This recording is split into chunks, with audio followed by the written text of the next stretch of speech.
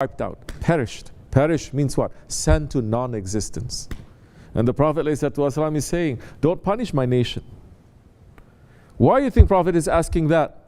Because the Prophet knows that his nation is going to go to the wrong direction in the Akhir Zaman, big time, worse than the nation of Nuh alayhi salam. That's why he is asking. He is not asking for nothing. And still Allah subhanahu wa ta'ala is saying, I will not punish them. I will not send a flood to them. But they are going to make a weapon that they are going to put a flood of fire to themselves. Ya awliya, talking about the secrets of the last days, talking about the secrets of the Milhamatul Kubra, the big war that is going to happen between Haq and Batil. If in this world there are 7 people, 6, they're going to be sent to non-existence. You understand? And we are seeing a rehearsal of that everywhere. Allah is still testing the believers. Those ones who are innocent and they're taken away from this world. Those ones who are innocent and they're taken away. And usually it is the innocent that is taken away. Now, don't worry. This world is a separation. This world is a pain. This world is a suffering. They finish all the suffering. And now, forever, for all eternity, they're going to be put in an area where there's going to be satisfaction. Allah is giving salams to them. You understand? What is left in this world? Tyrants and those believers that they are supposed to know what is haq and what is batil. Who is knowing what is haq and batil these days? They're saying, there's no haq and batil. How many more hadiths we have to talk about? What is going to happen in the Akhir Zaman? That people are going to ask Allah and He's not going to grant. Now millions are going to Umrah every year. Millions and millions are going to the Hajj every year. In the old days, one person going to the Hajj, coming back, he can give for generations the barakat and the rahmat to his people. He is accepted in divine presence. These days, people going to Umrah like vacation. Every time they're going. But this world is getting to become a better place, worse place. Everywhere. Still, Allah is holding His anger. Allah is holding His anger. Still, Allah is showing the mercy. There are different kinds of mercies. The mercy now is that Allah is not showing the anger. That is a mercy. We are punishing ourselves. When are we going to understand? Who is interested in this kind of understanding?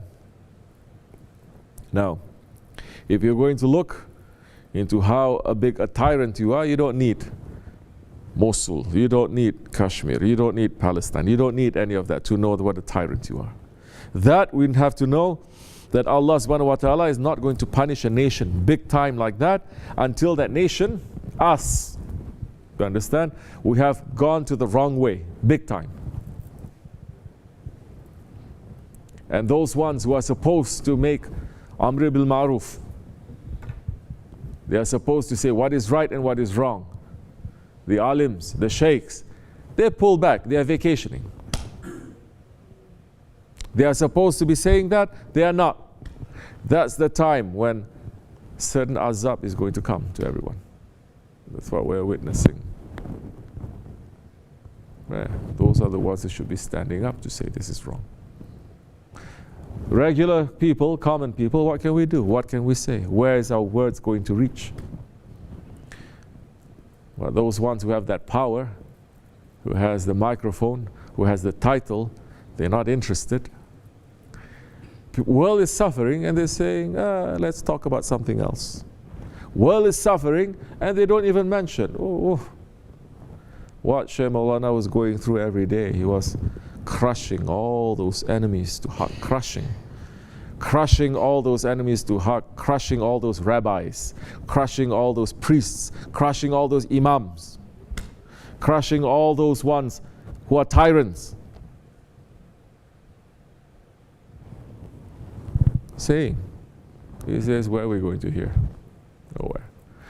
Shaykh Effendi, all his life, crushing them. One voice. These days, who is saying? We've become like Jews and Christians in the Akhir Zaman. We've become like Jews and Christians. We're no longer concerned about the justice of Allah. We only want this dunya. It's no good.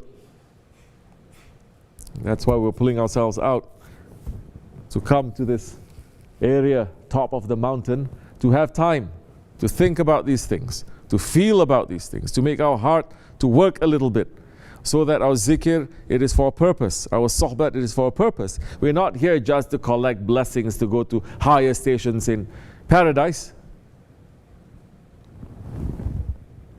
Sahabe Kiram, they received the shahadat, they received the bayat from the Prophet, and they just stay in their homes, making zikr, so that they go to higher stations in paradise.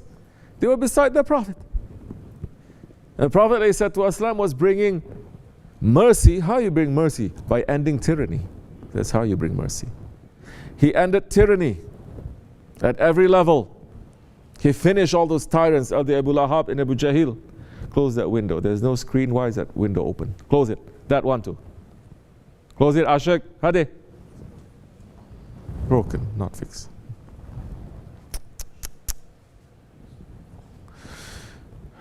So he finished all those tyrants there. Because Islam is a system. It's not just a belief, it's a system. Everyone has the shahadat, everyone has the tariqat and everything, but there is no adalat, there is no justice, there is no ruling. It cannot work. It cannot. Then they are going to use the religion, just as it happened with Isa alayhi salam in his teachings. Isa alayhi salam brought tariqat, brought spirituality. He didn't bring a new religion. He brought spirituality into the books that was revealed to him. He was following the way of Musa alayhi salam. But he brought the Injil. Injil is Sharif. It is a spirituality, this tariqat, it is tasawwuf to the Shariat of Musa.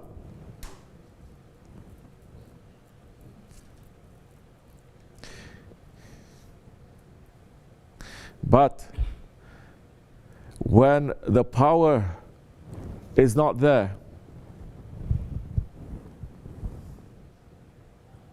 then even if that teaching is going to spread, one day the power is just going to overtake that teaching and use it as a tool for itself, not to change it, as a tool for itself. This is what we are seeing amongst the Muslims today. Every regime using Islam and the Muslims as a tool. Wahhabis one side, secularists one side, atheists one side, liberals one side. You understand? Wahhabis one side. So we are asking for that power to come back. And that power is only going to come back through the heavens. It's not through the feet, it's not through the ground, it's from the heavens.